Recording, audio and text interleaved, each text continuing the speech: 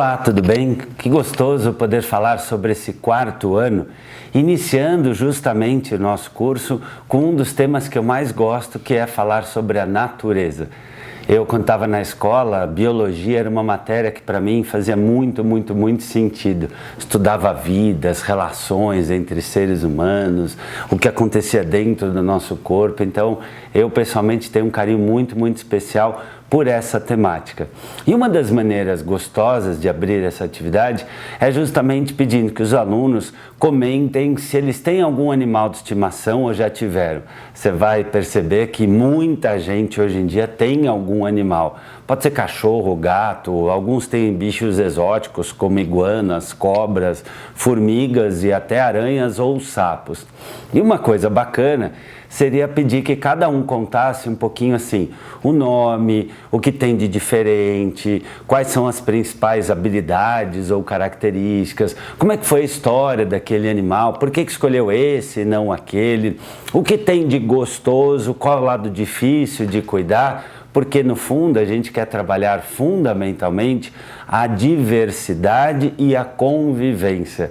Seria bacana, você pode até anotar, por exemplo, em algum lugar, sobre esses diversos animais para ver, será que tem mais de um tipo, será que tem mais de outro? Se a gente trouxesse, você pode perguntar, esses animais todos aqui, será que eles iriam se dar bem? Ah, não, mas eu tenho uma ave, queria voar, eu tenho aqui um animal, queria morder o outro. E sabe o que é interessante? Muitas vezes as crianças vão começar a perceber que mesmo muito diferentes, os animais poderiam se divertir muito. E é claro, há animais que não necessariamente convivem tão bem. A natureza nos ensina muito. E uma das questões principais é que nela cada um é o que é, cada um é como é. Então, a partir dessa primeira reflexão de que todos os animais da natureza têm algo de especial, têm as suas forças, têm também seus diferenciais, suas fragilidades, você pode depois debater com as crianças justamente esse mesmo ponto. E cada um de nós? Quais são as nossas forças, nossas maiores habilidades, nossas virtudes? E o que cada um de nós tem de fragilidade, como necessidade de algo a ser desenvolvido? Porque se na natureza os animais vivem, convivem, voam, rastejam da sua forma e não precisam, como diz o texto, de documentos, de passaportes, nem de leis, porque o instinto já os conduz, nós humanos temos mais do que um instinto. Nós temos a sede, a fome, o sono, os demais instintos, mas nós também podemos fazer escolhas. E é para isso que é importante trabalhar o autoconhecimento, porque eu posso estar cansado, mas encontrar uma energia extra e terminar a minha lição de casa. Eu posso estar sem vontade, mas lembrando da importância da amizade, ir lá ao amigo e pedir desculpas, brincar com ele. Eu posso estar com muita raiva, mas encontrar um jeito de me acalmar e conviver bem com os outros. As nossas escolhas, quando bem feitas, garantem a amizade, um bom clima, a felicidade, e foi graças a boas relações humanas que nós conseguimos sobreviver por tanto tempo e evoluir tanto. Nós não enxergamos tão longe, mas em grupo criamos óculos. Nós não falamos tão alto, mas em grupo criamos o microfone. E essa pode ser, inclusive, uma forma gostosa de terminar a atividade, perguntando para os alunos o que é que vocês percebem que as pessoas fizeram em grupo para tornar a sua vida mais segura, mais saudável ou melhor. Como eu falei, como o óculos, como o apito, como o carro e tantas outras invenções. Na seção Pensar, Sentir e Agir, nós procuramos sempre fixar os conceitos trabalhados anteriormente e trazer ali um impulso, um chamado, uma sensibilização para uma ação. Nós temos 8 itens e eu vou dar uma parada no item 6, que é um dos quais você pode explorar para mostrar um pouquinho uma das formas de trazer ao máximo dessa atividade.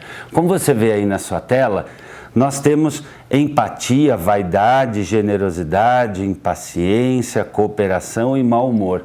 E pode ser interessante, primeiro, explorar com os alunos se eles sabem o que significam todas essas palavras. Perguntar também quem manifestou alguma delas na última semana.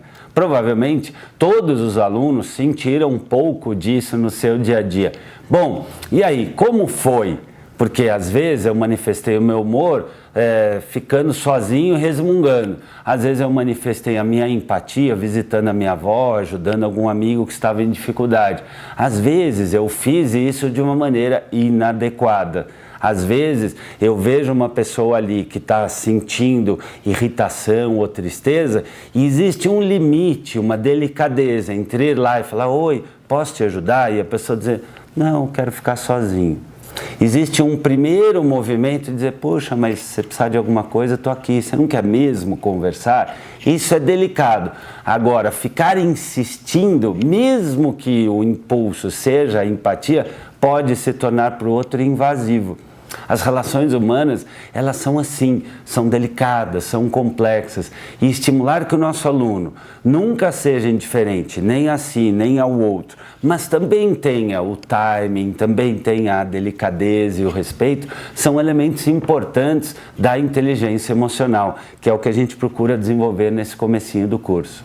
No item 7, nós falamos de amizade. E seria bacana levantar com os alunos, por exemplo, eles podem escrever em papeizinhos o que eles sentem que é importante de ter, de ver, de sentir de um bom amigo.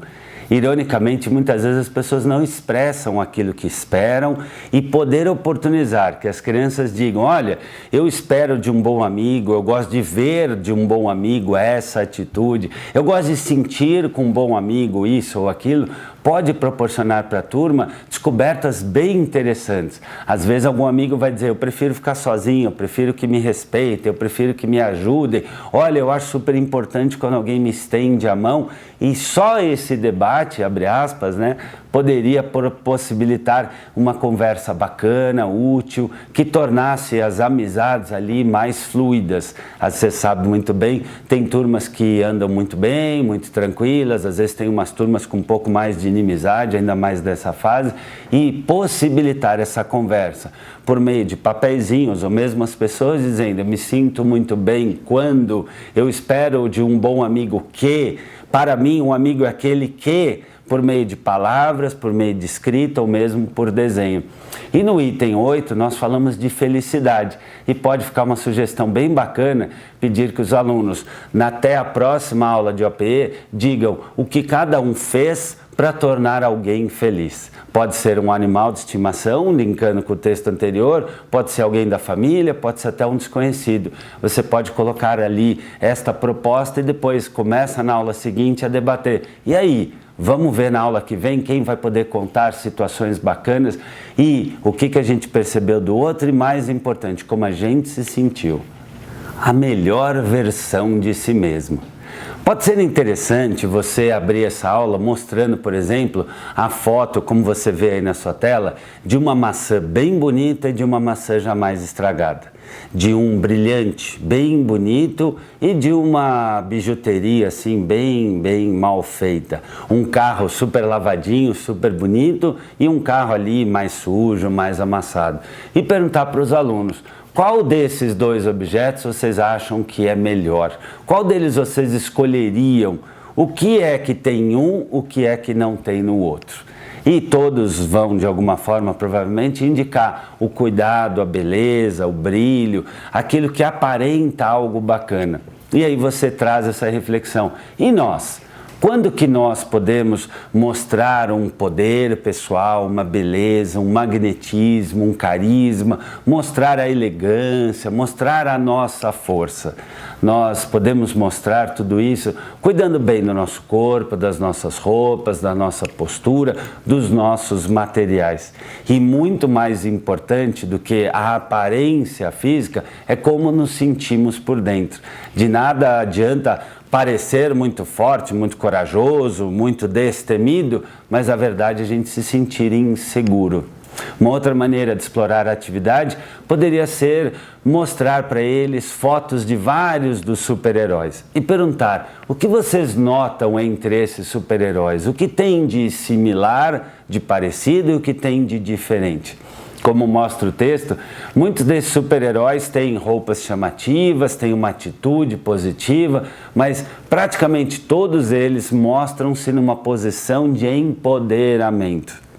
Amy Cuddy, uma professora de Harvard, num filme muito interessante do site TED, ela explica que quando nos colocamos numa posição de empoderamento, por exemplo assim, que a gente fica 2 minutos assim, numa posição bem forte, bem confortável, ou quando a gente está assim, né, com o queixo para frente, os braços cruzados, numa posição de força, ou mesmo de pé com as mãos assim na cintura, ela explica que quando a gente fica assim por 2 minutos, o cérebro libera menos cortisol, que é o hormônio do estresse, e mais testosterona, que é o hormônio da força.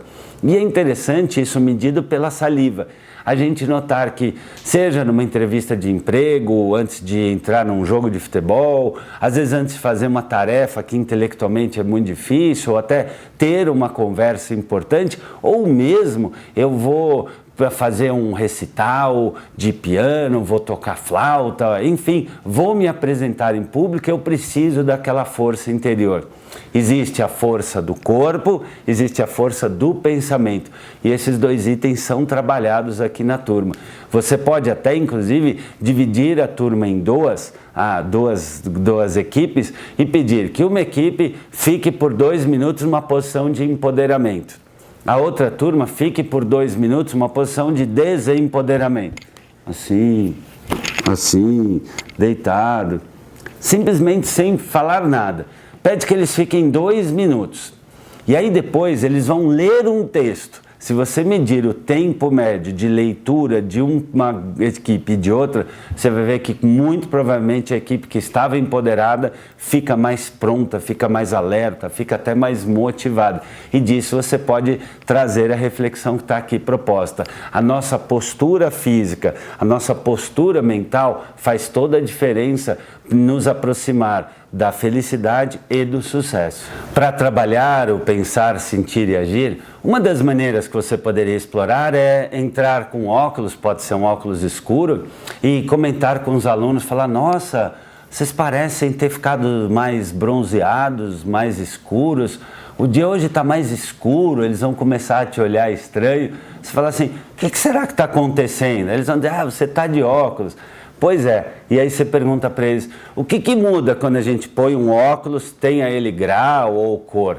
A gente passa a ver um mundo diferente, não é? Pois é, e nós também podemos vestir uma atitude mental a partir do nosso estado interior. Como o texto fala, nós todos temos um modelo interno de mundo, um MIM, modelo interno de mundo. Nós podemos ter um modelo interno de mundo positivo, motivador, né? Automotivador, empoderador, mas nós podemos também ter um modelo interno de mundo infantil e muito inferiorizado. É daí que vem na minha cabeça a explicação do termo mimimi. Vou repetir, modelo interno de mundo infantil e muito inferiorizado. É um estado no qual a pessoa entra num pessimismo, num estado de desempoderamento, de autocrítica, de baixa autoestima, e ela começa como que a ver o mundo de uma maneira ruim. E é isso que a gente quer trabalhar agora nessa atividade. Ajudar o aluno, por meio da dinâmica proposta, a perceber que muito do resultado que nós temos na vida, nas relações, do esporte, na arte, na música, até no modo como a gente se olha no espelho, depende desse estado interior. Nós temos, inclusive, aí na sua tela você pode ver a sugestão de um filme que trabalha muito isso. Foi uma campanha publicitária que mostra como nós podemos ter uma boa autoimagem ou como nós podemos ter uma autoimagem negativa. Se nós nos gostamos, se nós nos prezamos, se nós nos estimamos, cuidando bem da nossa vida, nós podemos até superar o estado de mimimi. A gente pode ter uma criança, ou mesmo nós, no estado de mimimi, por vários motivos, seja pela educação, por uma família mais repressora, por abandono, por algum trauma, por uma dor ou até por estar passando um estado depressivo. Isso tudo pode ser modificado. E por isso que no nosso curso a gente vai ajudar o nosso aluno a se conhecer e principalmente se empoderar do desejo e do caminho para chegar na melhor versão de si mesmo. Essa atividade proposta de pensar numa situação, como é que seria vivê-la no modo mimimi e como seria superá-la, se bem treinada, pode ajudar muito as crianças a perceberem que, dependendo do seu estado mental, vale a pena manter as coisas como estão e, dependendo do nosso estado mental, vale a pena antes a gente dar um passo para trás, se preparar e entrar com o nosso melhor. É por isso que antes de jogar basquete, um profissional fica ali batendo a bola ao cesto, mirando. Antes de jogar tênis, por exemplo, um jogador fica ali batendo a bolinha, segurando a raquete para focar bem no seu objetivo. Eu já pratiquei esportes de competição, como artes marciais e tênis, e aprendi isso na prática. Se você sequer imaginar que talvez a bolinha vá longe, ela vai. Porque muito do que acontece fora depende do que está dentro de nós. E é claro, fica aí a sugestão de você também comentar alguma situação em que você superou um estado mental, eventualmente mimimi ou negativo, e conseguiu, trazendo o melhor de si, alcançar aquilo que queria. Na seção prosa e verso, nós procuramos, por meio de histórias, fábulas, textos, algo interessante do mundo do conhecimento, aprofundar a sabedoria que está sendo trabalhada naquele momento no curso. E aqui, uma sugestão que pode ser um vitalizador bem bacana para abrir a atividade ou mesmo no meio, a partir da leitura do texto, é sugerir que os alunos, por exemplo, coloquem um pedaço de fita crepe aqui entre os dois dedos ou mesmo no dedão e amarrem o seu tênis. Eles vão perceber que é bem difícil. Essa foi uma dinâmica que eu aprendi com o nosso gestor de comunicação, o Marcos Brogna, que trabalha muito bem o tema da diversidade. E ele me comentou que, às vezes, algo que parece simples, como por exemplo, puxa, eu não posso usar esse dedo ou esses dois estão juntos, fica muito difícil de conseguir fazer algo muito simples, como amarrar o tênis. Além de poder estimular a diversidade, que é sempre um tema importante, a convivência, e às vezes cada um não vai conseguir amarrar o seu tênis, mas será que com a ajuda de um colega conseguiria? Você pode também trabalhar. Como é que eu faço ao perceber uma dificuldade? Como é que eu faço quando eu percebo uma limitação em mim e no outro? Só isso já valeria uma reflexão incrível. E a partir desse texto, dá para trabalhar muito essa nossa disposição perante a dificuldade ou a limitação ou até a deficiência do outro. Porque na prática, se a gente olhar, somos todos potentes e deficientes. Cada um de nós, todos os seres humanos, tem potencialidades, como a gente fala, nosso lado luz, e temos nossa sombra, nossas dificuldades, nossa pequenez, nossos medos, nossas inseguranças. Acho que não existe ninguém na face da Terra que só tenha possibilidades e não tenha também o seu lado humano, o seu lado mais sensível, o seu lado mais vulnerável. Se você tiver essa disponibilidade, pode ser até interessante você contar um pouquinho. Eu, por exemplo, do ponto de vista físico, eu gosto de ter olhos claros, mas ao mesmo tempo, esse olho, quando eu vou na praia ou está muito sol, para mim é muito difícil ficar de olho aberto. Eu gosto, por exemplo, da cor do meu cabelo, mas, por exemplo, eu tenho a pele bem branca, eu preciso passar protetor solar todos os dias e quando eu vou na praia, então, muito. Então, nosso corpo e também a nossa vida interior tem esse lado luz e um lado sombra, que pode ser um jeito legal de você refletir com os seus alunos, até aprofundando esse debate. interiormente, por exemplo, eu sou uma pessoa muito sensível. Eu sou aquela pessoa que chora até com campanha eleitoral, de todos os candidatos. Mas, ao mesmo tempo, isso me permite, quando eu dou uma palestra, quando eu atendo no consultório, quando eu escrevo livro, conseguir entrar no mundo da criança, do homem, da mulher, das mais diferentes temáticas. Agora, ao mesmo tempo, quando eu estou triste, eu fico muito triste. Quando eu estou ansioso, eu fico muito ansioso. Então, a sensibilidade, como todos os outros traços humanos, tem luz e tem sombra. E você pode refletir isso com os seus alunos.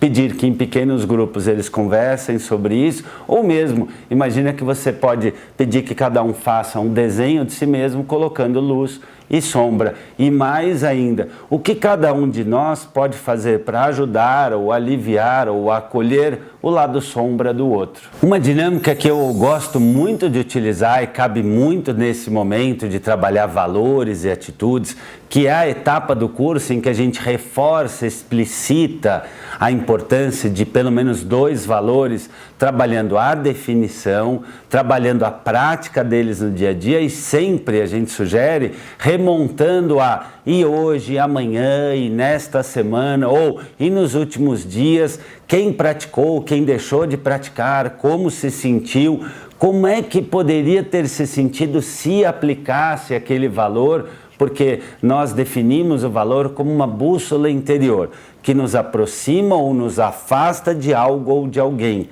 Explicando, se eu tenho o valor da paz, eu não grito, eu não agrido. Se eu vejo ali alguém brigando, eu procuro apartar a briga e não ficar estimulando. Se eu tenho o valor da felicidade, eu não vou ficar ali maltratando pessoas, ao contrário, vou trazer uma palavra amiga, vou incentivar alguém. E se um colega tem uma nota ruim, eu falo, escuta, Paulinho, estuda comigo, cara, vou te ajudar. Eu entro com uma energia boa nas relações. O valor, então, como uma bússola interior, nos ajuda a perceber o que a gente deve fazer e o que a gente não deve. E é uma bússola interna que pode ir sendo ajustada por meio do reforçamento da consciência e das boas atitudes. Uma dinâmica gostosa é você solicitar na aula anterior que os alunos, e aí você faz um sorteio, distribui para eles um papelzinho e pede que uns tragam, por exemplo, um copinho de água. Os outros vão trazer, 2 alunos podem trazer, por exemplo, 2 jarras de plástico, outros alunos vão trazer gelo, outros alunos vão trazer limão, outros alunos vão trazer, por exemplo, açúcar, outros alunos vão trazer adoçante. Como você já percebeu, a gente vai fazer uma limonada. A ideia é que você distribua a quantidade desses itens pelo número de alunos da sala. Claro, se quiser sofisticar, você pode pedir manjericão, pode pedir hortelã e outras coisas para deixar aí essa limonada realmente apetitosa. Você só distribui os papeizinhos e não comenta com a turma o que é que vai ser feito. No dia, você diz, pessoal, vamos fazer a nossa limonada. E aí em cima de uma mesa, claro, né, cobre ela de plástico, traz você uma faquinha, melhor não pedir para os alunos tragam faquinha, traz você. Aí os alunos vão fazer a limonada. E se faltou açúcar, vamos todo mundo tomar a limonada azeda. E se faltou água, e agora? Vai ser uma limonada bem azeda, só com limão. E você vai perceber que se todo mundo se comprometeu, se todo mundo fez a sua parte, a limonada fica bem gostosinha. E tem gente que prefere com açúcar, sem nada e com adoçante. Agora, se um falhou, se outro não se comprometeu, se um trouxe muito pouco, ficou complicado. E é por isso que a gente trabalha esses 2 valores de agora para estimular que nas mais diversas situações, inclusive você pode lembrá-los, quando a mãe está colocando a mesa, quando o amigo está fazendo a lição de casa, quando um coleguinha de repente acabou a carga da tinta ou acabou o lápis, quando a gente vai jogar bola, por exemplo, e alguém está sem o equipamento, nas situações mais simples do dia a dia, trabalhar esses valores, como você vê aí na sua tela, da humildade e da colaboração são fundamentais, porque nenhum de nós, como a gente falou, tem tudo, pode tudo, consegue tudo. Por isso que a humildade é importante, tanto para a gente saber pedir ajuda, e humildade é a mãe da força. Quando eu sou humilde, eu aprendo, eu busco, eu construo a minha fortaleza. A humildade é também a mãe da sabedoria. Ela nos faz buscar, aprender, perguntar. Humildade não é fraqueza, ao contrário. A pessoa humilde que busca melhorar a si mesma, busca aprimorar, busca lapidar a sua existência, ela se torna uma pessoa muito capaz e digo até mais feliz. E colaborar com o outro que está sendo humilde ou que está nem ali pedindo, mas que está em uma dificuldade, mostra que nós somos pessoas vitoriosas. Porque a pessoa vitoriosa, a pessoa rica, a pessoa poderosa, ela usa a sua energia, seus bens, seus conhecimentos, não só para si, mas para fazer o mundo melhor. Na sessão diária de bordo, nós damos uma parada para perceber se aquilo que nós estamos procurando transmitir de alguma forma está sendo bem percebido, bem reconhecido e bem anotado ou verbalizado pelos alunos. O diário de bordo, como o próprio nome diz, é um diário, é um registro de como é que está indo a nossa viagem.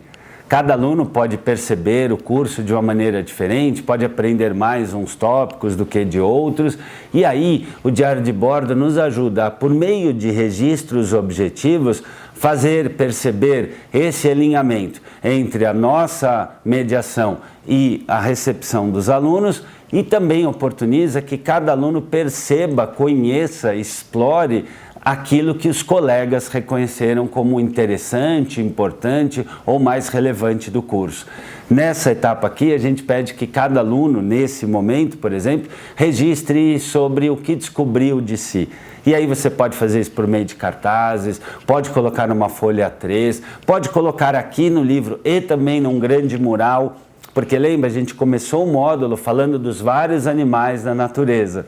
A gente pode também colocar ali uma grande colagem a partir da atividade, que cada um aqui no livro registra como que é a parte resumida e depois num grande mural na sala, cada um vai pôr, por exemplo, a sua foto, a sua luz, a sua sombra, aquilo que tem de mais interessante, as suas necessidades, os valores que mais desenvolveu, aquilo que mais gosta de fazer. E aí, olhando todas essas representações juntas, os alunos vão começar a perceber, talvez mais nitidamente, como eles têm aspectos similares e como eles têm aspectos diferentes. E como todos nós somos feitos de virtudes, de valores, de possibilidades, de fortalezas e também de necessidades, de carências e de dificuldades. Afinal de contas, somos humanos, mas em grupo, juntos, somos muito melhores. Assim como o diário de bordo, que está presente ao final de cada um dos módulos,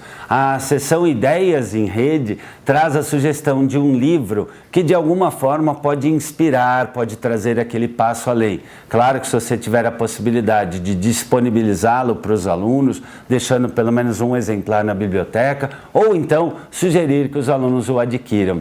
Se você optar pela possibilidade de oficialmente adotar essa leitura também, lembre de disponibilizar um momento para que os alunos conversem, troquem ideias, mostrem aquilo que ficou para eles. E é claro, a temática indicada sempre está em linha, associada com a temática que foi explorada naquele modo. É aquele passo além, aquele momento do aluno produzir algo e compartilhar aquilo que ele mesmo produziu na sua casa, aprofundando a temática explorada até então.